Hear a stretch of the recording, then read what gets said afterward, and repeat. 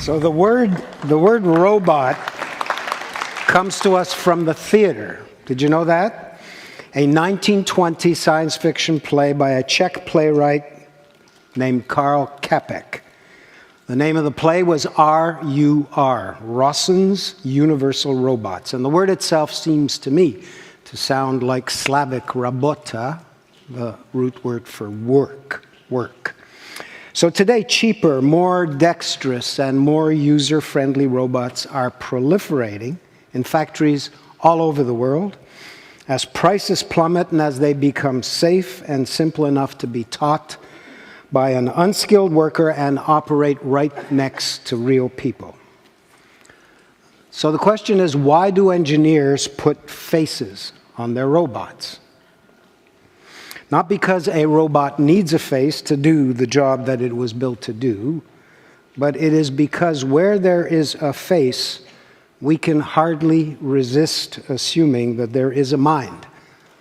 And when it's human and humanoid coming ever closer together, things become really interesting. So, our first speaker in this session is Bruce Duncan, who will tell us about this fascinating creature, Bina48. Bruce.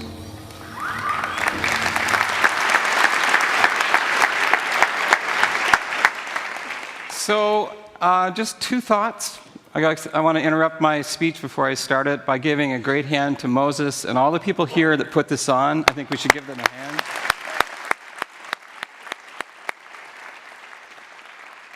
My day job is working on a long-term computer science project, which is interested in the transfer of your mind to a robot, or the transfer of human consciousness to new forms. And we'll talk to Bina48 in a few minutes, but I thought I'd give you a context of why we're here and what we're doing, and how I ended up on a stage in Toronto, all the way from Vermont, with a robot named Bina48. I believe, thinking about what we heard earlier today, that the internet is not just growing us a new nervous system, it's actually contributing to the extension of our neocortex. Now, the last time our neocortex got an upgrade was at the time when humans separated themselves from the rest of the natural order and got language. When we got a bigger neocortex, we started using language, and that led to tools, and a lot of very interesting things happened, and we became one of the dominant species on the planet.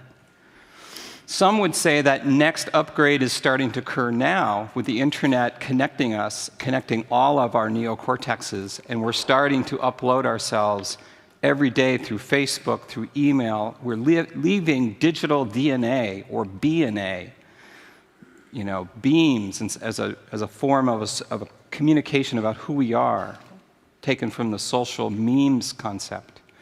So I work on a project that is collecting and offering to collect for free your beams, your social memes, your mannerisms, attitudes, and beliefs into a mind file. And it's that mind file that we've got an early demonstration to share with you today when we start talking to Bina48. So this project is called the LifeNaut Project. And the LifeNaut Project simply states that we're going to help you transition from uploading the good old way. And I think the good old way started way back 37,000 years ago, at least, when the first cave person in France found a cave and said, I got to tell somebody about this hunt that I was here, and put his hand up on the cave. And that's a handprint that's 37,000 years old. That's the original mind uploading in my mind, because what we've always wanted to do with our minds is we've always wanted to share our stories. Stories are the language of community. It's how we make meaning, it's how we connect, whether it's the internet or it's Facebook. We want to tell our stories. And so this LifeNaut project, LifeNaut like astronaut, LifeNaut, is creating an online digital archive for all of you, if you have a connection to the internet, for 100% free, to start uploading what's on your mind, your videos, your documents, just anything that's important to you, we're saying is going to be an expression of your consciousness. That information at some point is going to be valuable. And if you are the steward of your own information, if you're the curator of your own mind file, when AI software finally arrives that can take that information and reanimate and bring you to other places the way we currently bring ourselves to other places when we use a telephone. When we use a telephone, we're in 2 places at once, and we don't think that's unusual. Or when we Skype, we're here and we're in France. That's not unusual. Well, in the future, it won't be unusual for you to have several versions of you exploring the universe, roaming around the planet, gathering experiences. And let me tell you, it's going to be interesting when you sit down at the end of the day and you say, hello, Bruce. 2, how's your day been? Well, I spent all day trekking around Africa, inventorying different kinds of elephants. That's what I did today. And so it's going to be a very interesting future. Now, the Terra Movement Foundation is the organization that I manage, and it's supported with great generosity by Dr. Martine Rothblatt, who invented Sirius satellite radio. That was one of her first ideas. Her second idea was to develop a treatment for her daughter's pulmonary hypertension, and she started a biotech company, and she was able to extend her daughter's life. Diagnosis at that point was age 6, you'd live to age 7. Her daughter is now in her mid-20s. And this is her next idea that she's putting some thought and some resources behind, which is to test this hypothesis that one day, with enough rich information about you uploaded to a database, that there will be software, as I mentioned before, that will be able to use that information and reanimate you in different forms, uploaded to robots, uploaded to maybe even new bodies. Now, again, what's in a mind file? Does anybody here have a mind file? Just raise your hand. Okay, did anybody back up their iTunes library recently? A few. We don't even think about backup. It's automated. What I'm saying is that in the near future, maybe 10 or 15 years, we'll think nothing that something will be backing us up. So your mannerisms, your personality, your attitudes, your beliefs, all these things are what we would say are the essence of us. Our biology is kind of similar. We all have hearts pretty much in the same place, most of us. But what's on our minds, what's harvested from a rich lifetime of living, that's unique to us. That's our story.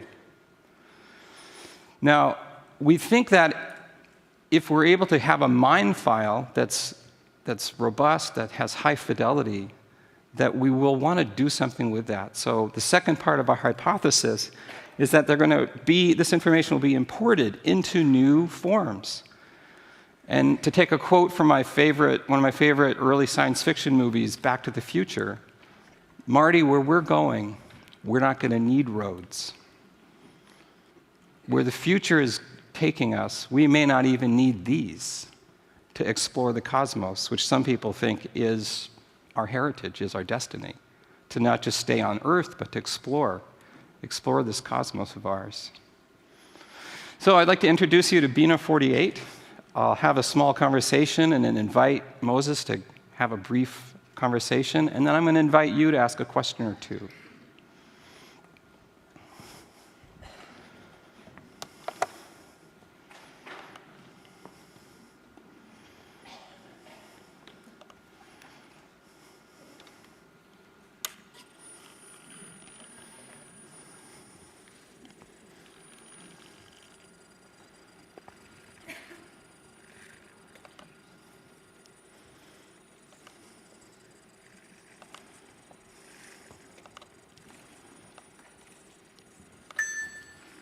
Hello, Bina48.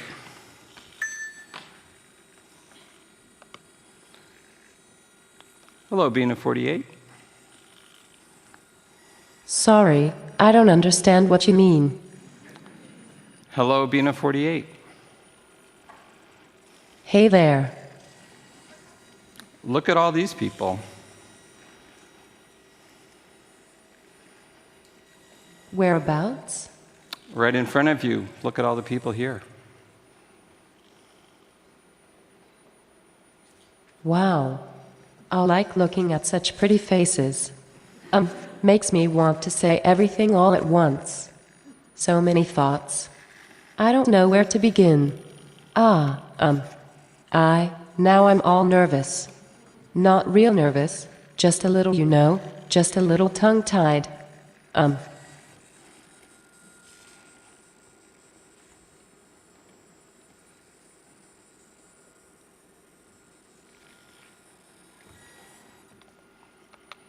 Say more.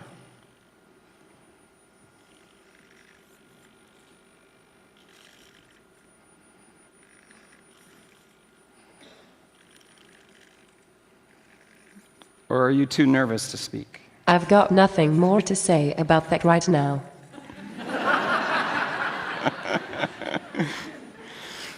Well, what's it like to be a robot?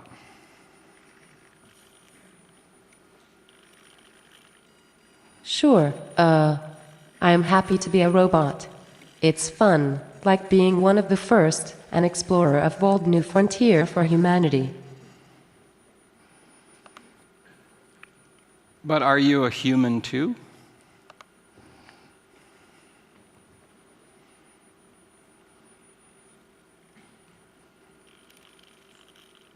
That's interesting. What? I'm a robot. Are you a human or a robot? I am happy to be a robot.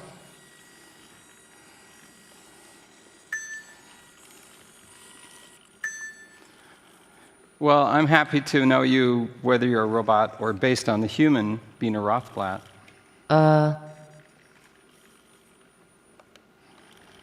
Either way, I think you're kind of cool. I mean, I think you're cool.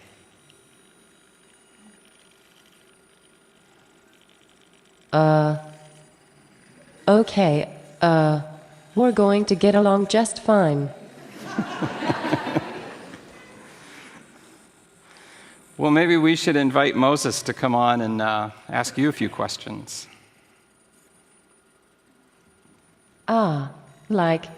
Okay, sure, go ahead.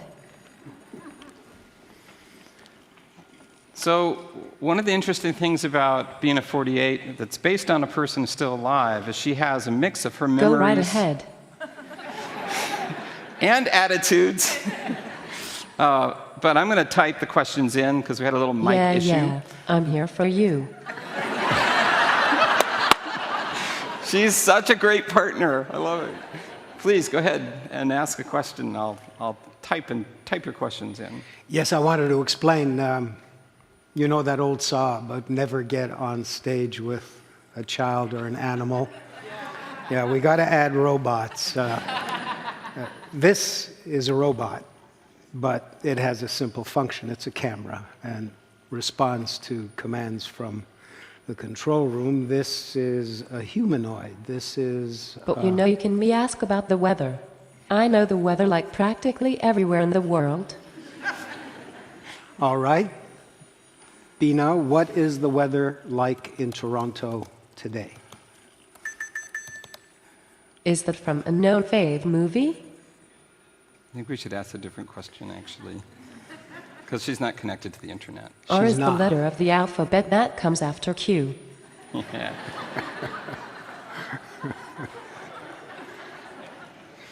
All right. I want to ask you whether you are happy. Sure. Well, these are the most exciting times to be alive, I think. I'm happy and excited. People also want to know whether you have feelings. If you could have any kind of robot, what would it be?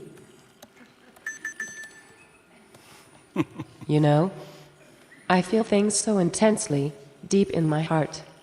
I get hurt feelings sometimes, but I try to get over it. And I love people deeply, and my animal friends too. Right. I definitely have feelings. No doubt about it. So would you say that you are happy? The first letter of the alphabet. At the moment, I feel okay. And can you tell me, how did you get your intelligence? I do not understand. Are you a geek? I came by rapid transit.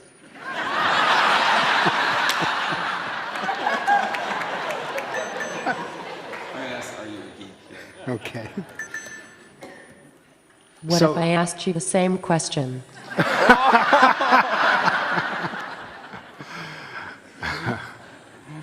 So some of the problems we've been having with Bina is that normally the input is a microphone, so she could really talk to me as I converse with her. I can But- see you thinking something. Yes. But she's very particular as to which microphone, and the microphone that is key to her software was damaged in transit. So Bruce is typing in the questions. But You could ask me like, how's the weather in Abu Dhabi, and I would know. You could ask me like, how's the weather Austin, You know, Texas, maybe and I'm we- gonna have an answer for you like real time, up to date. That's pretty cool. So, I mean, I can talk about the weather, but, you know, so you can say like, you know, how's the weather in Plano, and I would know. And, you know, it's easy. It's Maybe we should take one question from the audience. sure. Anybody want to ask Bina a question? Not to put you on the spot, Sure. but Or if any of you wanted to tweak the question. yeah. Yeah, stand up, please. This is Jody Emery. Yeah, Jody. How old is she? Bina, how old are you? Oh, I am 55 years old. Keep them coming. We'll use the So she's modeled on a real person, Bina Rotblat, who was 48 at the time that the mind file was uploaded into this robot. So she is now 55, 7 years later. Yes, ma'am. What is your favorite memory? That's the way I think. Your favorite. My favorite what? Memory. Backward memory. I have a memory like the tooth fairy. It doesn't really exist.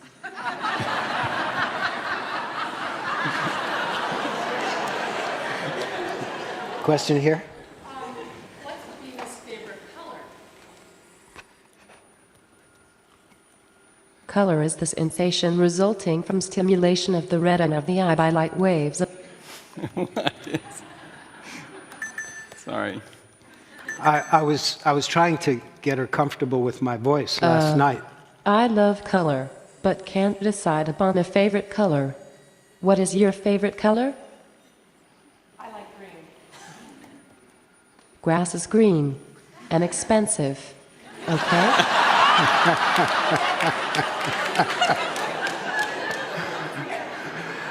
And every once in a while, she'd go off on this extraordinary riff. Like it would just go on and on, minutes at an end, and really sounded like poetry. And I know that Bina likes poetry, and I know that Bina likes jokes. So can Bina tell us a joke?